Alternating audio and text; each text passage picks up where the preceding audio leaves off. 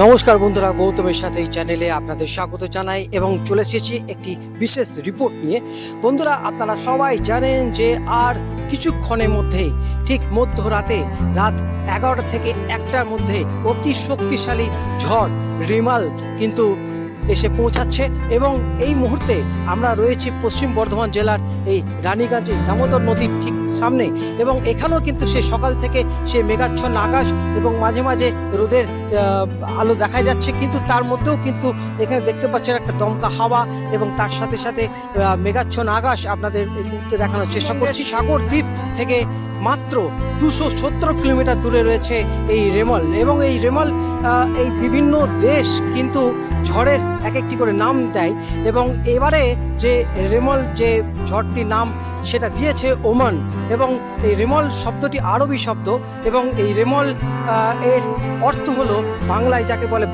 বালুকণা এবং আমরা আপনাদের সামনে সেই রেমল এখন ঠিক কোন জায়গায় রয়েছে সাগর দ্বীপ থেকে মাত্র 290 কিলোমিটার দূরে এবং আমাদের ক্যানিং থেকে 310 কিলোমিটার দূরে কিন্তু রয়েছে এই অতি শক্তিশালী যে ঘূর্ণিঝড় আসতে চলেছে এবং আমরা স্থলভাগে যখন এই ঝড় আছড়ে পড়বে বাংলাদেশের মঙ্গলা এবং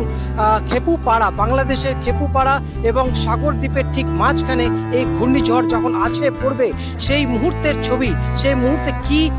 ছবি দাঁড়াবে, কতটা ক্ষয়ক্ষতি হতে পারে সব কিছু কিন্তু একটা ভাবার বিষয় এবং আপনাদের এখন আমি দেখাচ্ছি সবচেয়ে বেশি সতর্ক বার্তা দেওয়া হয়েছে, রেড অ্যালার্ট লাল সতর্কতা দেওয়া হয়েছে, সেটা পশ্চিম মেদিনীপুর, পূর্ব মেদিনীপুর, কলকাতা, হুগলি জেলা জুড়ে কিন্তু রয়েছে সতর্ক বার্তা এবং জেলা জুড়েই কিন্তু এই ঝড় যখন আছড়ে পড়বে খেপুপাড়া এবং সাগর দ্বীপের মধ্য দিয়ে যখন এই ঝড় ক্রস করবে সেই মুহূর্তে তারপরে যে ছবি, সেই মুহূর্তে কিন্তু প্রচুর প্রায় 120 থেকে 135 কিলোমিটার পর্যন্ত ঝড়ের গতিবেগ ঘন্টায় এবং আমরা তারপরের আজকে 26 তারিখ 27 তারিখে ঠিক সকাল সোমবার সকাল থেকে অতি ভারী বর্ষণ সেই দুই পশ্চিম মেদিনীপুর এবং পূর্ব মেদিনীপুর এবং তার সঙ্গে রয়েছে সুন্দরবন এবং এছাড়াও কলকাতা, হুগলি তো রয়েছেই সবচেয়ে দমকা হাওয়া, যেটা প্রায় ঝড়ের গতিবেগ 90 থেকে 100 কিলোমিটার পর্যন্ত কিন্তু সেই ঝড়ের গতিবেগ থাকতে পারে কলকাতা সহ তার পার্শ্ববর্তী এলাকায় এবং এই পশ্চিম বর্ধমান জেলাতেও আপনাদের দেখাচ্ছি রয়েছি রানীগঞ্জের এই দামোদর নদীর ঠিক তীরেই এখানেও দেখতে পাচ্ছেন কিন্তু একটা দমকা হাওয়া মাঝে মাঝে আসছে এবং সে সকাল থেকেই মেঘাচ্ছন্ন আকাশ এবং আপনাদের যেটা জানাচ্ছি আর কিছুক্ষণের মধ্যেই কিন্তু কালো মেঘে ঘনিয়ে আসবে এবং বৃষ্টিও হবে এবং আগামীকাল যেটা সবচেয়ে বড় সতর্কবার্তা, অতি ভারী বর্ষণ প্রত্যেকটা জেলাতেই কিন্তু অতি ভারী বর্ষণ হবে, এটা কিন্তু আলিপুর আবহাওয়া দপ্তর বারবার বলে দিচ্ছে এবং প্রত্যেককে সচেতন থাকার জন্য অনুরোধ করা হচ্ছে এবং যারা সমুদ্রে মাছ ধরতে গেছেন কিংবা তারা ইতিমধ্যে অনেকে চলে এসেছেন আর যারা এখনও রয়েছেন তাদেরকে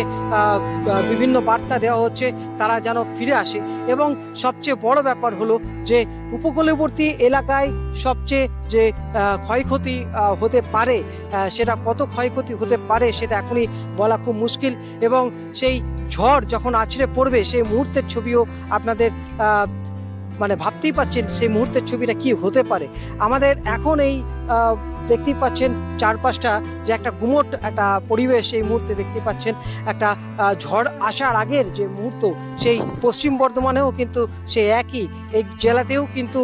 হলুদ সতর্কবার্তা দেওয়া হয়েছে এবং অতি ভারী বর্ষণও কিন্তু এই জেলাতেও হওয়ার কথা, আলিপুর আবহাওয়া দপ্তর থেকে সেই বার্তাই দেওয়া হয়েছে। বন্ধুরা, আগামী দিনেও আপনাদের সাথে এইভাবে নিয়ে আসবো, আপনাদের দেখাবো এবং আজকের মতো এখানে শেষ করছি। আপনারা কিন্তু অতি অবশ্যই সতর্ক থাকুন এবং